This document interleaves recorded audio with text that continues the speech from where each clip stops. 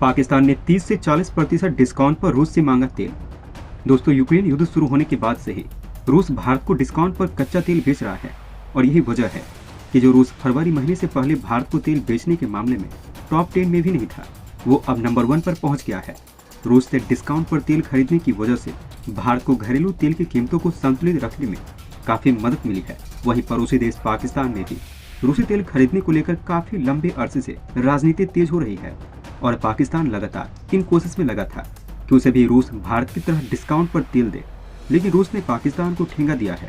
Media reports के मुताबिक Moscow में रूसी प्रतिनिधि मंडल से बातचीत के दौरान पाकिस्तान के अधिकारियों ने कच्चा तेल खरीदने की अपनी इच्छा जताई है, लेकिन पाकिस्तान ने रूस से करीब 30 से 40% तक डिस्काउंट पर कच्चा तेल खरीदने की डिमांड रखी है। मानो रूसी तेल खरीदकर पाकिस्तान कोई आसान कर रहा हो, लेकिन रूस ने पाकिस्तान की मांग को एक बार में ही ठुकरा दिया और डिस्काउंट पर तेल बेचने से इनकार कर दिया।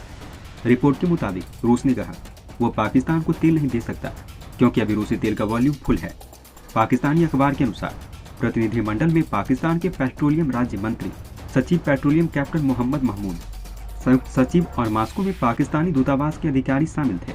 रूस का इनकार पाकिस्तान के लिए, खासकर शहबाज शरीफ के लिए बहुत बड़ा झटका है, क्योंकि रूसी तेल खरीदने से एक तो पाकिस्तान को कम कीमत पर तेल मिल जाता, जिससे वो महंगाई पर थोड़ा कंट्रोल कर पाता।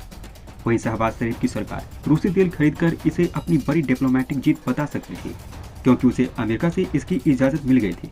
इसी हफ्ते व्हाइट हाउस ने अपने बयान में कहा, अगर पाकिस्तान रूस से तेल खरीदता है तो उसे कोई दिक्कत नहीं है, क्योंकि रूसी तेल पर प्रतिबंध नहीं लगा है। अखबार ने अपने सूत्रों के हवाले से कहा है, ये वार्ता बिना किसी निष्कर्ष के समाप्त हो गई है। हालांकि रूसी पक्ष ने पाकिस्तान की मांग पर बाद में कभी विचार करने और राजनयिक माध्यमों से अपना जवाब भेजने का वादा किया है। पाकिस्तानी अखबार में कहा गया है कि रूस ने पाकिस्तान को बताया है कि उसके पहली लिस्ट के ग्राहक देशों में उसके सबसे विश्वसनीय और मजबूत अर्थव्यवस्था वाले देश हैं, जिसे वो डिस्काउंट पर तेल ऑफर कर सकता है। सूत्रों ने कहा, अभी सभी वॉल्यूम बड़े खरीदारों के साथ प्रतिबद्ध है। इसके साथ ही रूसी पक्ष ने पाकिस्तान से पहले कराची से लाहौर तक निर्मित होने वाली पाकिस्तान स्ट्रीम गैस पाइपलाइन की प्रमुख परियोजनाओं के प्रति अपनी प्रतिबद्धता का सम्मान करने के लिए भी कहा है, जिस पर पाकिस्तान कन्नी काट रहा है। आपको बता दें, सस्ता तेल खरीदने के लिए पाकिस्तान का आधिकारिक प्रतिनिधि मंडल 29 नवंबर को 3 दिवसीय यात्रा पर मास्को के लिए रवाना हुआ था। पाकिस्तानी अखबार की रिपोर्ट के मुताबिक पाकिस्तान औद्योगिक मंत्रालय के सूत्रों ने बताया है, रूसी कच्चे तेल को पाकिस्तान की रिफाइनरियों में संसाधित किया जा सकता है और अतीत में एक निजी रिफाइनरी ने तैयार उत्पादों को वितरित करने के लिए रूसी कच्चे तेल का उपयोग किया भी था। वहीं अमेरिका ने ये स्पष्ट कर दिया है कि उसे पाकिस्तान के द्वारा रूसी कच्चे तेल का आयात करने पर कोई आपत्ति नहीं है। अखबार ने अमेरिकी विदेश विभाग के एक अधिकारी के हवाले से कहा है, हम उस दबाव को समझते हैं जिसका सम्मान सरकारी किफायती ईंधन की आपूर्ति के लिए कर रही है। अमेरिकी अधिकारी ने कहा कि हम बहुत स्पष्ट हैं कि ऊर्जा आयात के मामले में प्रत्येक देश को अपनी परिस्थितियों के आधार पर अपनी पसंद बनानी होगी।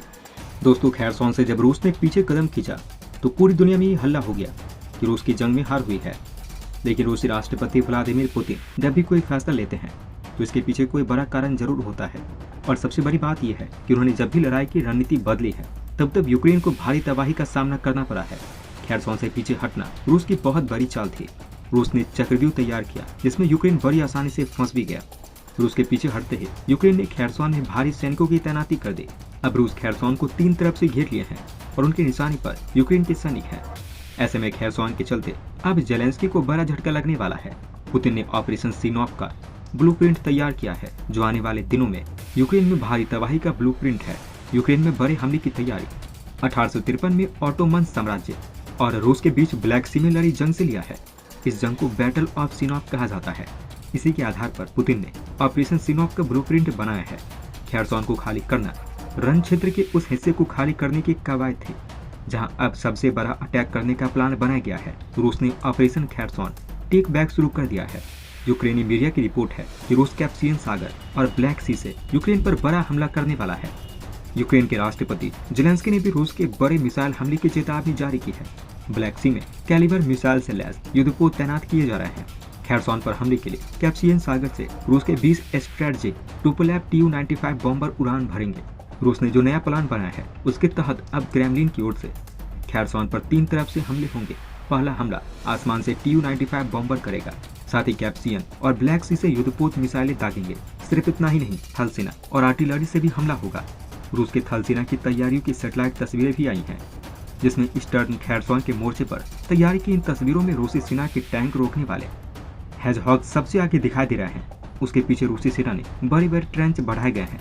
इसी से सटे बंकर बनाए गए हैं। मिलिट्री व्हीकल्स और इक्विपमेंट भी भारी मात्रा में तैनात किए गए हैं। तो रूस ने शुरुआत से ही इस युद्ध से दूर रहने के लिए कहा था, लेकिन अमेरिका और नाटो ने इस जंग को और भी ज्यादा भड़का दिया है। आज हाल ये है कि परमाणु हमले की धमकी दी जाने लगी है।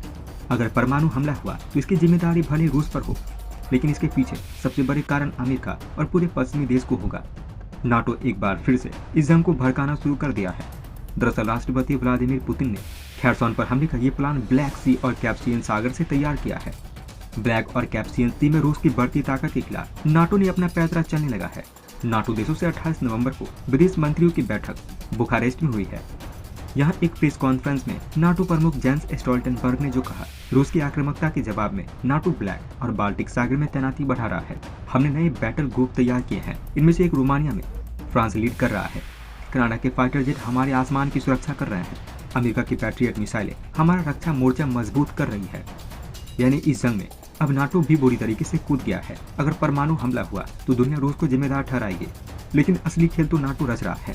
रूस सिर्फ यूक्रेन से नहीं लड़ रहा है, वो अमेरिका, नाटो और पूरे पश्चिमी देशों से अकेले लड़ रहा है। अब खबर तेज होने लगी है कि खैरसॉन पर ट्रॉपिल अटैक के साथ ही यूक्रेन पर एक बड़ा केमिकल हमला भी हो सकता है। केमिकल वेपन एक्टिविटी पर नजर रखने वाली संस्था OPCW यानी कि organisation of the provision of chemical weapon, उसने एक रिपोर्ट जारी किया है जिसमें दावा किया गया है कि रूस ने केमिकल हथियारों की तैनाती कर दी है।